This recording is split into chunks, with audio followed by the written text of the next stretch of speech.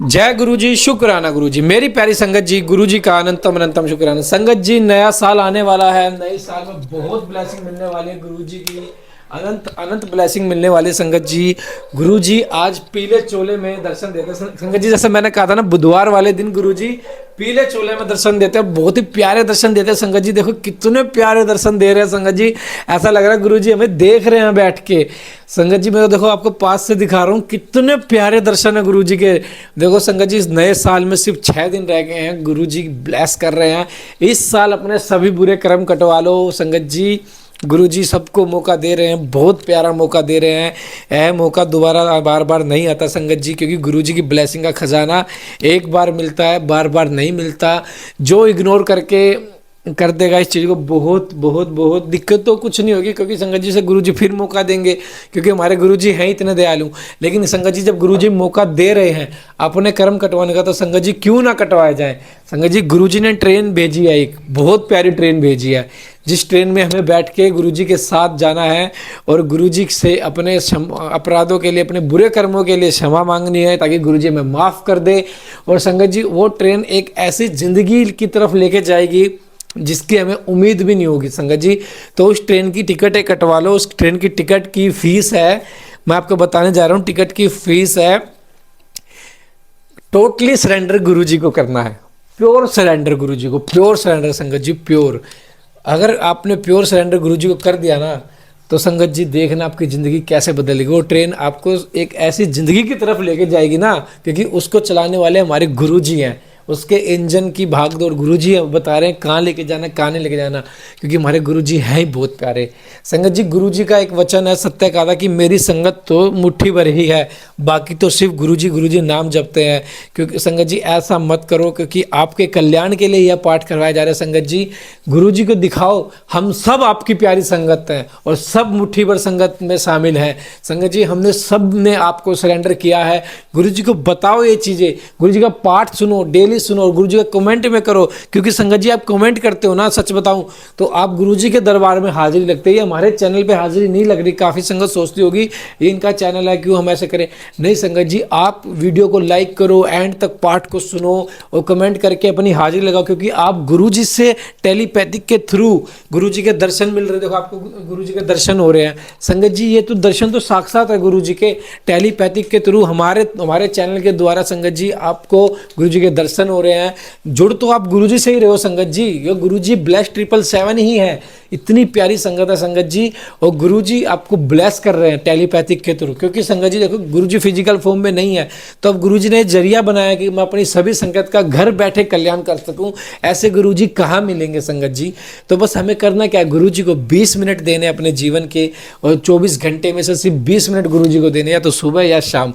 और संगत जी सुबह शाम हमने 20-20 मिनट दे दे, तो सोचिए संगत जी हमारे घर में कहाँ से कहाँ सुख आ जाएगा। सुख ही सुख, खुशियाँ ही खुशियाँ होंगी। जय गुरु जी, शुक्राना गुरु जी, अनंतम अनंतम शुक्राना। आइए संगत जी आज का पाठ शुरू करते हैं गुरु जी के मंत्र जाप के साथ। ओम नमः शिवाय, शिव जी सदा सहाय। ओम नमः शिवाय, गुरु जी सदा सहाय। जय गुरु जी। जय गुरुपा। काल भैरव का महात्म्य। शिवा नर की तपस्या और शिव जी का प्रसन्न होकर उनकी पत्नी सुचिमती के गर्भ से उनके पुत्र रूप में प्रकट होने का उन्हें वरदान देना। तदंतर भगवान शंकर के भैरव अवतार का वर्णन करके नंदीश्वर ने कहा कि महामुनि परमेश्वर शिव उत्तमोत्तम लीलाएं रचने वाले तथा सत्पुरुषों के प्रेमी हैं। उन्होंने मार्गशीर्ष मास के कृष्ण पक्ष की अष्टमी को भैरव रूप से अवतार लिया था। इसलिए जो मनुष्य मार्गशीर्ष मास की कृष्णाष्टमी को काल भैरव के सन्निकट उपवास करके रात्रि में जागरण करता है, वह समस्त पापों से मुक्त हो जाता है। जो मनुष्य अनंतर भी भक्तिपूर्वक जागरण सहित इस व्रत का अनुष्ठान करेगा, वह भी महापापों से मुक्त होकर सदगति को प्राप्त हो जाएगा।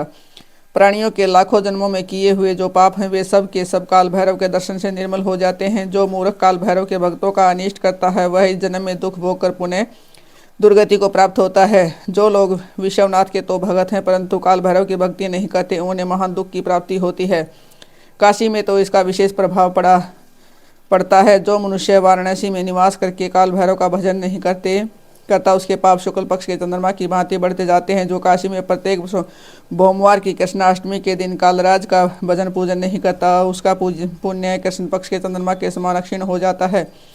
तदंतर नंदीश्वर ने वीरभद्र तथा सर्भावतार का वृत्तांत सुनाकर कहा, ब्रह्मराज पुत्र भगवान शिव जिस प्रकार प्रसन्न होकर विश्वानर मुनि के घर अवतीर्ण हुए थे, शशि मौली के उस चरित को तुम प्रेम पूर्वक श्रवण करो। उस समय वे तेज की निधि अग्नि रूप सर्वात्मा परम प्रभु शिव अग्नि लोक के अधिपति रूप से गृहपति नाम से अवतीर्ण हुए थे। पूर्व काल की बात है। नर्मदा के रमणीय तट पर नरमपुर नाम का एक नगर था। उसी नगर में विश्वानर नाम के एक मुनि निवास करते थे।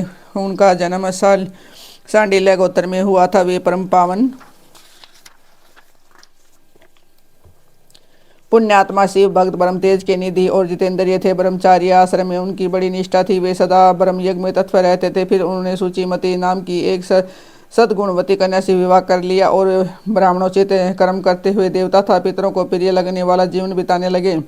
इस प्रकार जब बहुत सा समय व्यतीत हो गया तब उस ब्राह्मण की भार्या सूचिमती, जो उत्तम व्रत का पालन करने वाली थी, अपने पति से बोली कि प्राणनाथ स्त्रियों के योग है, जितने आनंद प्रद भोग हैं उन सबको मैंने आपकी कृपा से आपके साथ रहकर भोग लिया, परंतु नाथ मेरे हृदय में एक लालसा चिरकाल से वर्तमान हो और वह गृहस्थों के लिए उचित भी है, उसे आप पूर्ण करने की कृपा करें। स्वामी, यदि मैं वर पाने के योग्य हूँ और आप मुझे वर देना चाहते हो तो मुझे महेश्वर सरीखा पुत्र प्रदान कीजिए।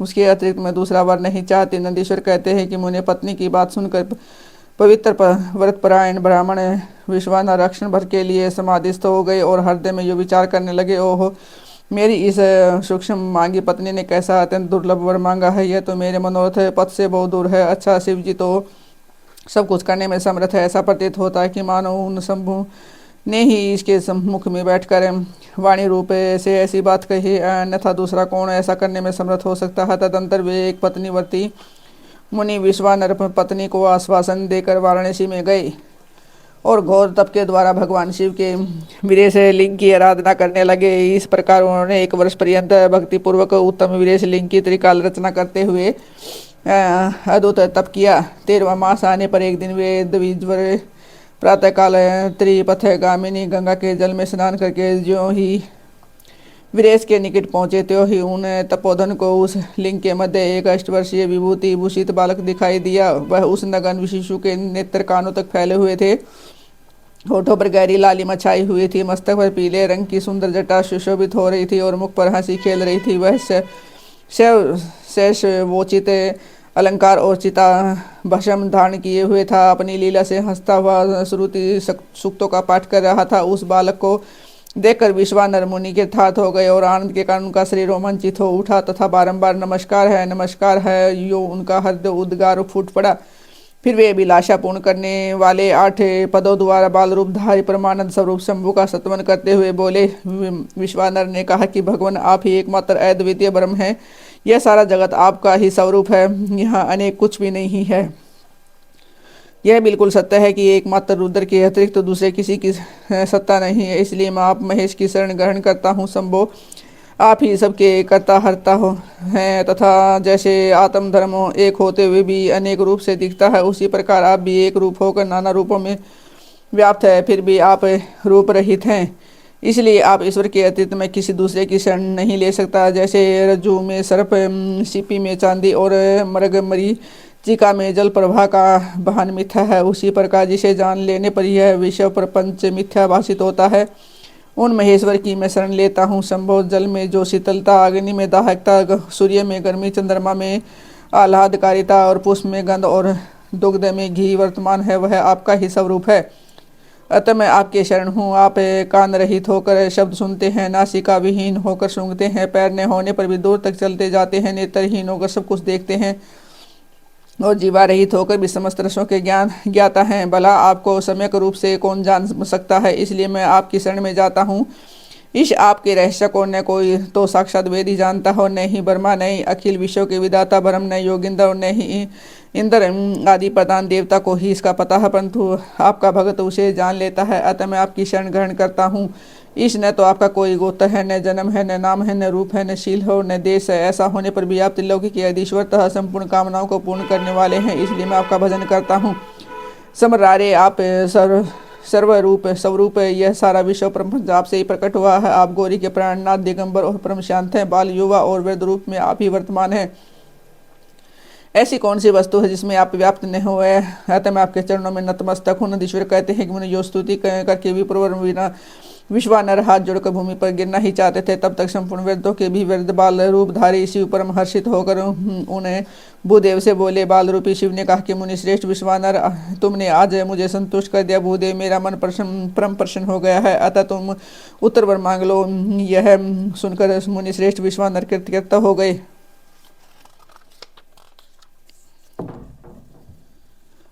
और उनका मन हर्षमगन हो गया। तब वे उठकर बाल रूपधारी शंकर जी से बोले। विश्वानंद ने कहा, प्रभावशाली महेश्वर, आप तो सर्वांतर्यामी हैं, ऐश्वर्य संपन्न, सर्व तथा भक्तों को सब कुछ दे डालने वाले हैं। भला आप सर्वज्ञ से कौन सी बात छिपी है? फिर भी आप मुझे दीनता प्रकट करने वाली या अंसा के प्रति आकृष्ट होने के लिए क्यों कह रहे हैं? महेशान, ऐसा जानकर आपकी जैसी इच्छा हो वैसा कीजिए।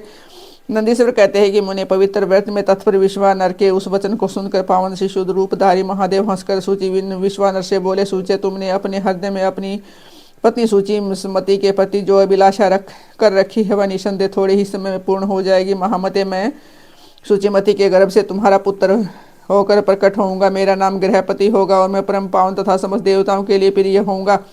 जो मनुष्य एक व्रत शिव जी के सन्निकट तुम्हारे द्वारा कथित इसे पुण्यमय अभिलाषाष्टक स्त्रोत्र का 3 काल तक पाठ करेगा, उनकी सारी अभिलाषाएं यह पूर्ण कर देगा। इस स्त्रोत्र का पाठ पुत्र पौत्र और धन का प्रदाता, सर्वथा शांति कारक, सारी विपत्तियों का विनाशक, सर्ग और मोक्ष रूप संपत्ति का कर्ता तथा समस्त कामनाओं को पूर्ण करने वाला है। निसंदेह यह अकेला ही समस्त स्त्रोत्रों के समान है। नंदीश्वर कहते हैं कि मुनि इतना कहकर बाल रूपधारी शंभु, जो सत्पुरुषों की गति है, अंतर ध्यान हो गए। तब विप्रवर विश्वानर भी प्रसन्न मन से अपने घर को लौट गए।